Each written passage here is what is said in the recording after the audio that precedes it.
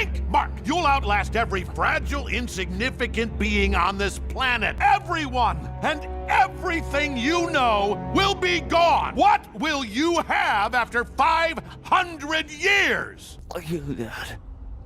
I still have you. Dad?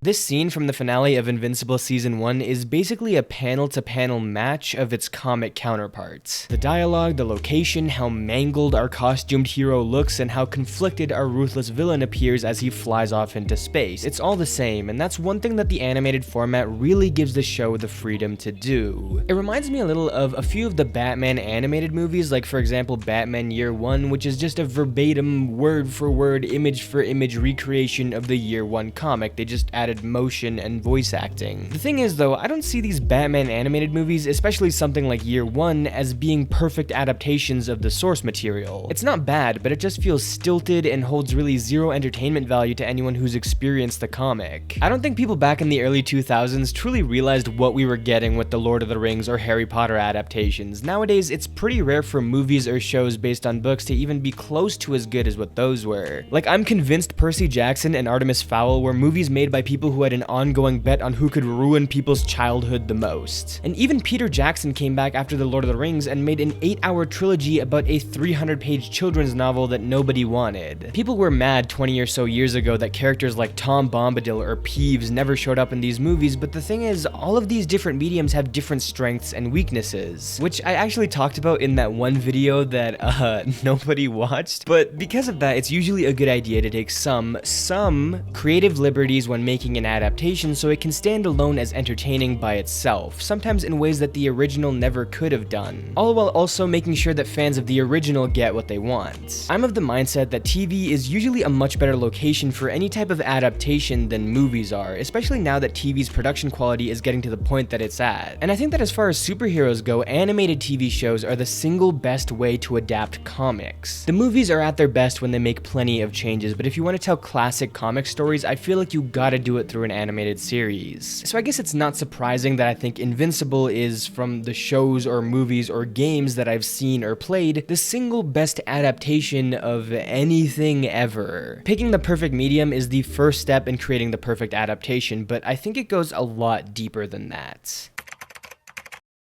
This is the Invincible Compendium Volume 1. It collects 1/3 of the entire Invincible run, and it is a thick boy. This is how the compendium looks like in my hands. It's absolutely massive, and what I want to do real quick is give you a rough indication about where in this compendium certain events from the show happen. And if it wasn't clear by now, by the way, this video is going to be full of spoilers for the show, not for the comics. I wouldn't do you guys like that. So if you haven't seen the show, just like watch it. What are you doing? The first volume of Invincible, which has him realizing that he got his powers, meeting a lot of the big players, using his homemade suit, saving the day for the first time, ending up with his official suit, and coming up with the name Invincible.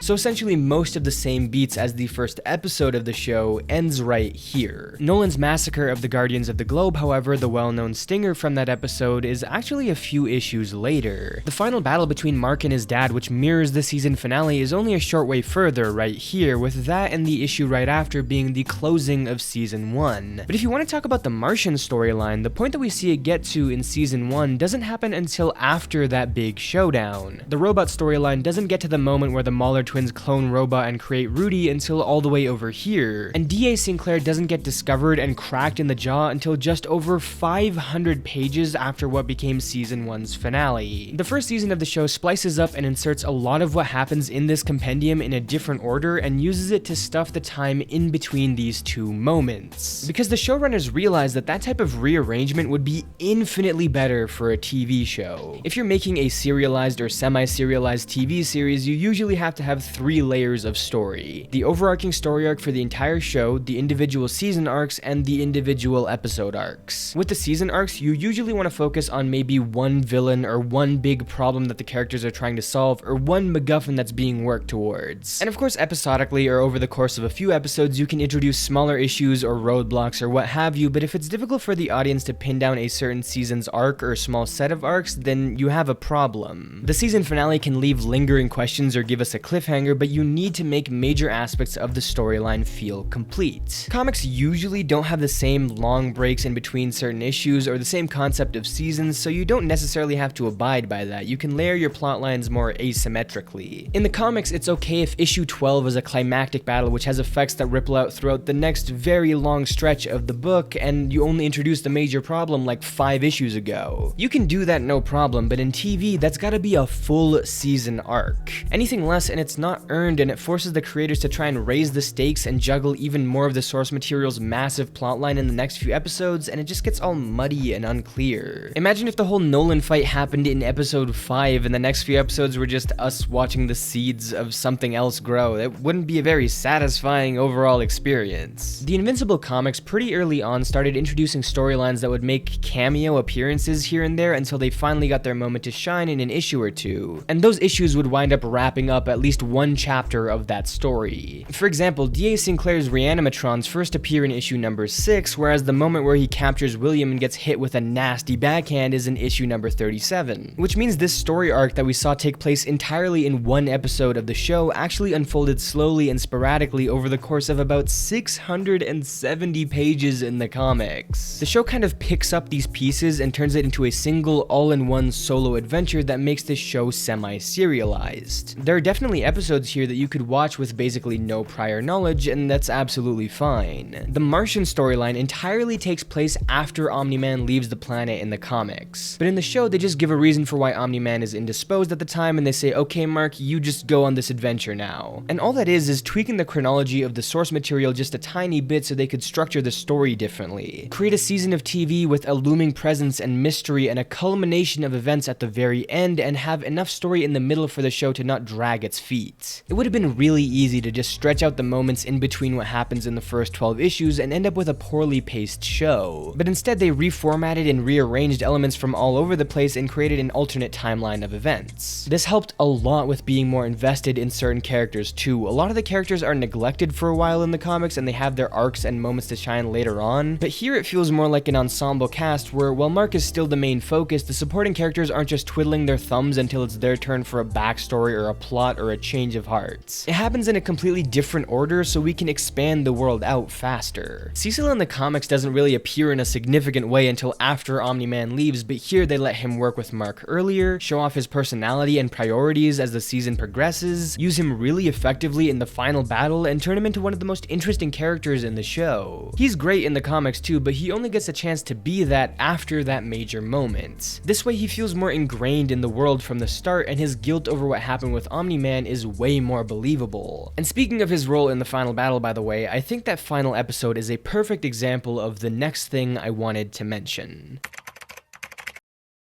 You know that one scene from the season finale, like the best one, the one that makes you go, holy shit the moly, this show's kinda insane, huh? Yeah, that never happens in the comics. There's some general destruction that mirrors the finale. There's even a point where Invincible is hurled into a subway station and you see a destroyed train off to the side, but this scene itself is nowhere to be found. Neither is this scene where Mark tries to save the people in this building, or Cecil's teleportation showdown with Nolan, or the fight against the Reanimatrons, or okay, yeah, I think you get the idea. The essence of this scene is fully there in the comics, and the important, long-lasting fallouts and story beats are also found here. But compared to what the show ended up doing, it almost looks like a general outline. If you were one of the few people who watched my What If video, you'll know that I talked about how comics kind of need to keep themselves to the essentials. They need to have this wickedly fast pace just from the nature of what they are, how long they take to make, and how short issues typically end up being. I criticized What If for recreating that feeling in a medium where it was less accessible. acceptable. I still liked What If, especially some episodes, but they felt rushed or not fleshed out a lot of the time. Invincible instead decides to take the framework of its comics and say, hey, we're making a show, we've got more time, we can fit more into a story. We can have a massive fight with huge ramifications and show it in detail instead of just going with the footnotes. Invincible Season 1 interpolates a lot of stuff from the comics. Oh, you mentioned that Art and Nolan are friends and he felt betrayed when Nolan turned? Let's have a scene where Nolan has a chilling conversation with Art while still ultimately sparing him, giving a lot more depth to that relationship. Need to give Nolan a visual reminder of his love for Mark? Throw in a little flashback sequence. Want to add to the mystery of Omni-Man earlier in the season while also exposing his ruthlessness? Have him absolutely murk that Flaxon planet. Like I said, the entire final battle is also like this, showing Cecil throwing absolutely everything he can in Nolan's way just to slow him down shows that absolute desperation against this threat. Or doing something like having Nolan kill people in front of Mark, or kill people with the front of Mark, showing how he's really gone off the rails.